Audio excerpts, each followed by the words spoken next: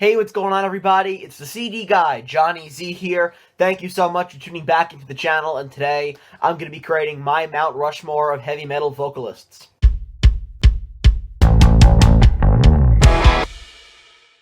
This was very difficult to put together because obviously I could only fit 4 on the Mount Rushmore, right? So there were a lot of people that I wanted to include, a lot of great singers out there, obviously more than 4, but could only go with 4 for this particular video here. And so that's why I put trigger warning on the thumbnail of this video, because not so much that my list is going to be controversial, but just that everybody's going to have a lot of different picks, right? It's going to vary from person to person. So with that in mind, let's get started here. First pick here, going to get this one out of the way, the obvious based on my shirt. Let's go with Bruce Dickinson of Iron Maiden, my favorite vocalist of all time. Maiden, of course, my favorite band of all time as well. I think the biggest difference between the first 2 Iron Maiden records and then Number of the Beast was the addition of Bruce to the band. Not a knock on Paul Di'Anno, I think he did a great job on the first 2 records, but Bruce joining from Samson took the band to the next level, and with Bruce and Maiden, they could then write more ambitious music, I think, that they could have never done with Paul Di'Anno in the group.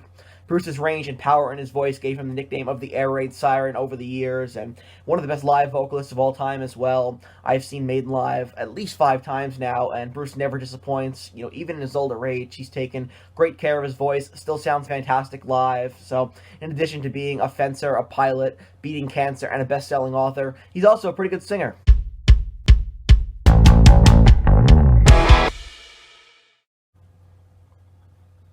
I'm going to stick with the new wave of British heavy metal here. Go with Rob Halford of Judas Priest. The metal god here, of course, had to be on my list here. So there was a point when nobody could touch Rob Halford. Nobody was on his level from a vocal perspective. And, you know, when Priest first started, they sounded like nobody else. And a large part of that was due to the insane high notes of Rob Halford on tracks like Victim of Changes, The Ripper, Dreamer, Deceiver. And then as they continued with tracks like Screaming for Vengeance, Ram It Down, Beyond the Realms of Death, and pretty much the entirety of the Painkiller album as well. So much like Bruce Dickinson, he still sounds fantastic live, and I know I was blown away when I saw Priest live a couple of years ago. I thought Halford sounded fantastic, even in his older age now, and so I cannot wait to see Priest live again in a few weeks on the Invincible Shield tour. It's going to be very exciting stuff. So, of course, the metal god Rob Halford had to be on my Mount Rushmore. Just an absolute powerhouse of a vocalist, still is.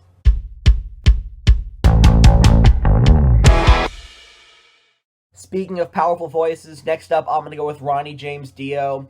Dio was such a versatile and powerful vocalist, right? He could hit high notes taller than he was, and did great work not only solo, but with Black Sabbath and Rainbow as well. And I don't really need to sit here and tell you guys why Ronnie James Dio was so great. I mean, it's pretty undisputedly agreed upon that Dio was one of the best of all time. I'm yet to hear anybody say they don't like Dio, which is funny because after he died, there was just an outpouring of millions of people and fans talking about how much they loved him and his music, but you know, before his death, he was playing small venues, right, as a solo artist before his passing. And so my question is, when Dio was alive, where was everybody?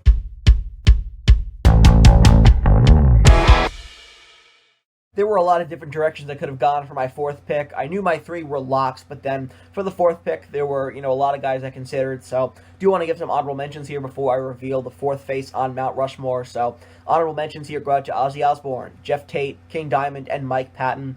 With Mike Patton, I'm not a Faith No More fan, but Mike Patton was a tremendous vocalist in his prime, still a great singer, so definitely worth a mention here on this video. And when it comes to Ozzy Osbourne, maybe not as technically gifted in terms of, you know, singing abilities as some of the others I've mentioned, but one of those recognizable voices in all of metal history. So there were a lot of different directions I could have gone for my 4th pick, and so these are just a few of the names that I considered. Wanted to give them honorable mentions here, but ultimately I can only fit 4 faces on Mount Rushmore. But if we do add another president to Mount Rushmore, I'll go back and revise this video, I promise you that. Last one here, rounding out our Mount Rushmore, the 4th face, I have to go with Ian Gillan of Deep Purple. One of metal's first true screamers. Ian Gillan's vocals on, you know, Deep Purple's In Rock record really helped to bring them to the next level and usher in their most prosperous era with the Mark II lineup.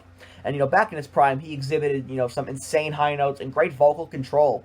For example, Child in Time is one of my favorite vocal performances of all time. Just tremendous stuff. So his work with Deep Purple is, of course, legendary, but also worth a mention, I think, is his solo stuff and his brief stint with Black Sabbath for Born Again.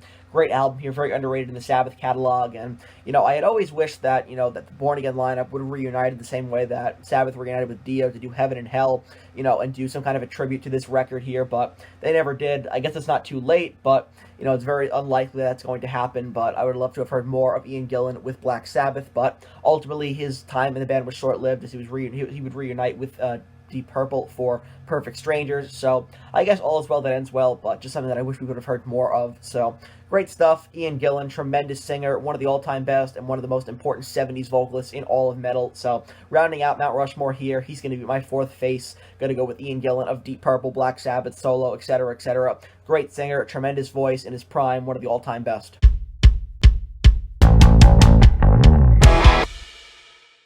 So that wraps up my Mount Rushmore of metal vocalists. Again, I can only fit 4 here, so definitely a difficult list to put together in terms of who I was going to pick and who I was going to omit. You know, even though I didn't want to omit anybody, you can only fit 4, right? So that's what was hard about this, and everyone's picks are going to vary, so I definitely want to hear from you. Who are some of your favorite metal vocalists? Who would be on your Mount Rushmore of metal singers? That's what I want to hear from you guys down in the comment section below. Also, be sure to give this video a thumbs up, subscribe to the channel down below, turn on the bell for notifications so you don't miss a new upload. And until next time, it's the CD guy, Johnny Z, signing off. Take care, everybody.